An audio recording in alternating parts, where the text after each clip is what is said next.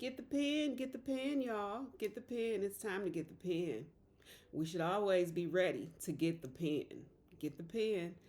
And that's my motto. And that's my business. Get the pen because you never know when a revelation is going to drop on you, when an idea is going to hit you, or a thought that you need to capture and make it tangible, put it in writing. You have to get the pen, write the vision, make it plain. So always have a pen nearby, handy in your purse, in your car, in your pocket, in your bag, wherever you carry your things like your wallet, phone. Have a pen as well.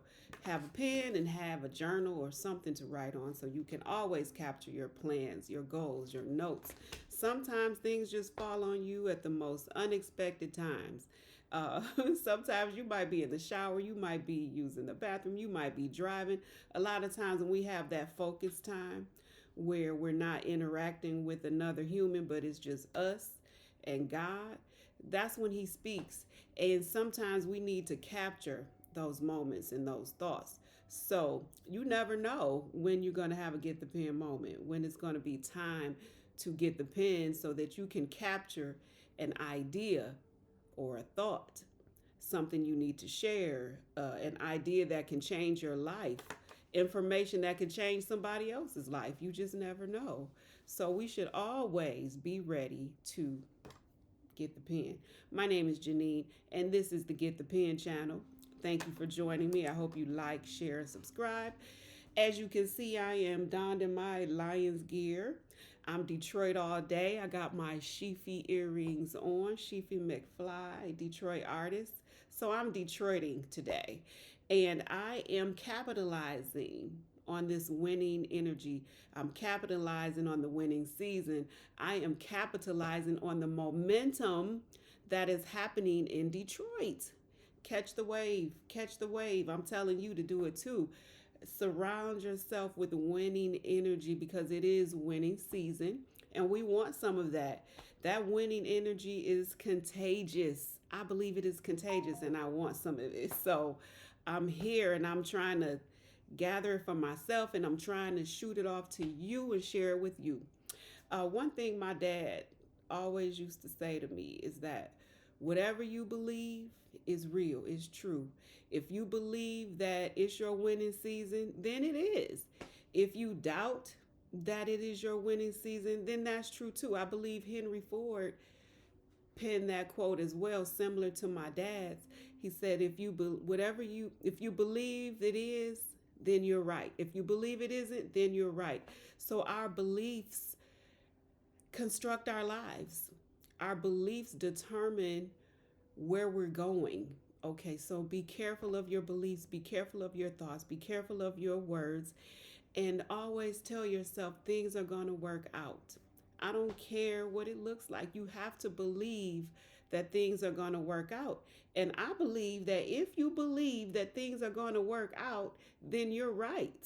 So you have to be mindful of your thoughts and how you're looking at something. And even if door after door after door closes in your face, you still have to believe that there is a door that's going to open for me. There is something that is going to work out for me. It may not be what I envisioned or what I imagined or thought it would be, but there is a door.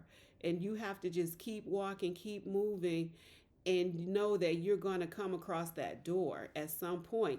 And the door may surprise you. It may not look anything like you expected, but it's a door for you and it's going to provide a way. It's going to make a way. It's going to give you provision. It's going to give you the things that you need.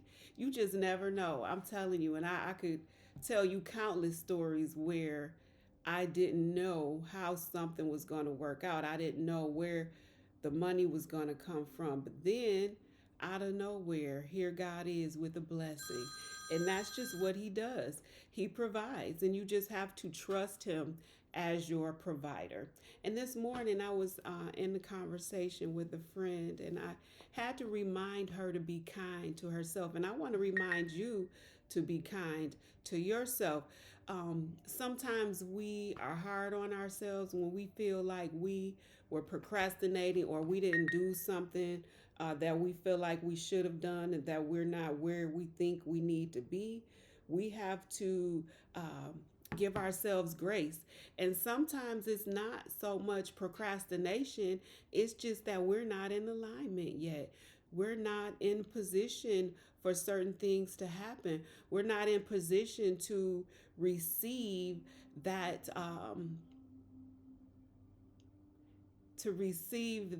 momentum, the energy that's going to push us and compel us because we're not in alignment. And I'm sorry I lost my thought because I'm multitasking. But let me give you an example. Sometimes we are in a healing phase. Sometimes we are in recovery from situations that may have been devastating to us or may have been an inconvenience that forced us into a detour that took us in a roundabout way to where we're trying to go, and it just threw us off, and you feel like you have failed, or you feel like you might have been derailed or distracted. But really, we're in a healing process. We have to heal from certain things before we can move forward, because sometimes we try to do things where we're not even ready or healed enough to do those things. There are certain things and timelines that I had set for myself that I didn't meet. I just wasn't there. I thought I was ready, but I really wasn't. And I didn't know until I look back in retrospect. Oh, wow, I'm glad that didn't happen at that time. I'm glad I didn't do that in that moment, because it would not have worked out the way it should have. So sometimes when things are delayed or when we lack motivation, it's because we're out of alignment. And we may be out of alignment because we are not healed in a certain area.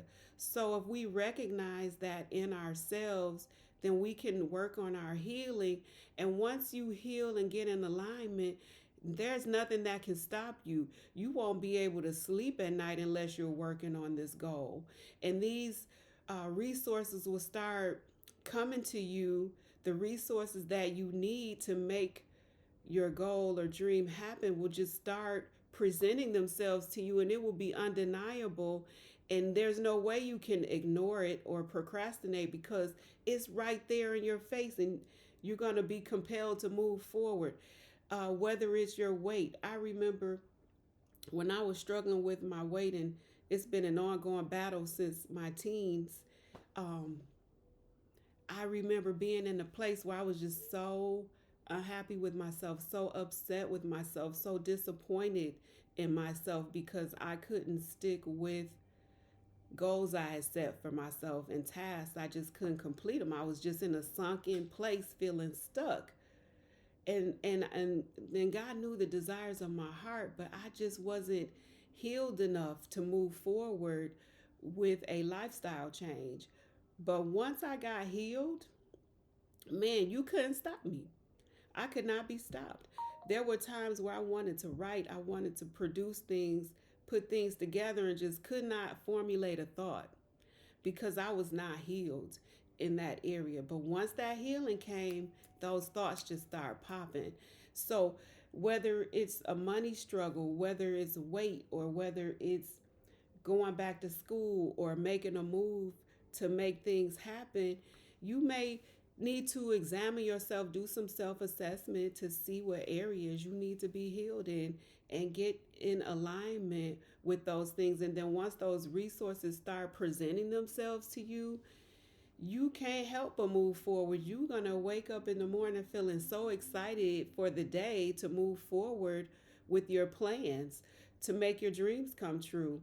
And it's just, you're going to be unstoppable because it's going to be undeniable when those things start coming to you, when you get in alignment, when your thoughts get where they're supposed to be. Because once your thoughts change, everything else changes, right? You're going to follow your thoughts. You follow your thoughts. And when you realize this is your winning season, your thoughts are going to change because you've decided that this is your winning season. And then you're going to move in that direction, and you're going to start to heal, and things are going to start coming together for you.